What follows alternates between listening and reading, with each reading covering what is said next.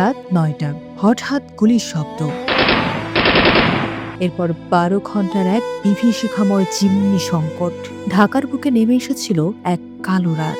১লা জুলাই হোলি আর্টিসান ট্র্যাজেডির ১০ বছর। কিন্তু প্রশ্ন একটাই, নৃশংস সেই হত্যাকাণ্ডের বিচার কি সত্যিই শেষ হয়েছে?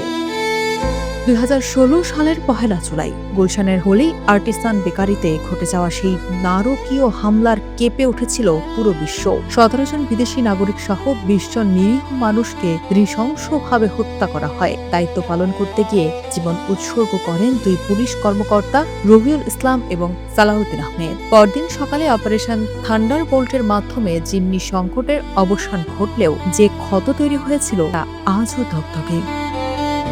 ঘটনার তদন্তে উঠে আসে নিষিদ্ধ সংগঠন ৯০ নাম।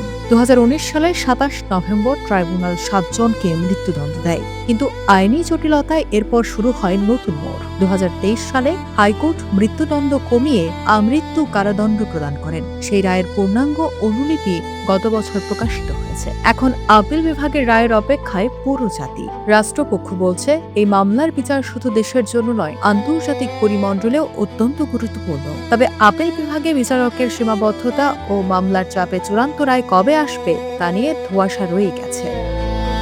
হোলি আর্টিসান শুধু একটি হামলা ছিল না, এটি ছিল দেশের নিরাপত্তা ব্যবস্থাকে নতুন করে সাজানোর এক কঠিন বার্তা। এরপর বাংলাদেশ কঠোর হাতে জঙ্গিবাদ দমন করেছে, কূটনৈতিক এলাকায় নিরাপত্তা বাড়িয়েছে, কিন্তু ন্যায় বিচার পূর্ণতা না পেলে সেই ক্ষত কি পুরোপুরি শুকায়? ভুক্তভোগী পরিবারগুলো আজও অপেক্ষায় আছে চূড়ান্ত রায়ের। মামলার আইনি প্রক্রিয়া দ্রুত শেষ করে ন্যায় বিচার নিশ্চিত করা এখন সময়ের দাবি। ১০ বছর পার হয়েছে, কিন্তু বিচারিক প্রক্রিয়ার এই ধীর গতি আমাদের মনে করিয়ে দেয়, অবিচার দীর্ঘস্থায়ী হলেও ক্ষত শুকাতে চায় না। আমরা কি পাবো সেই চূড়ান্ত রায়?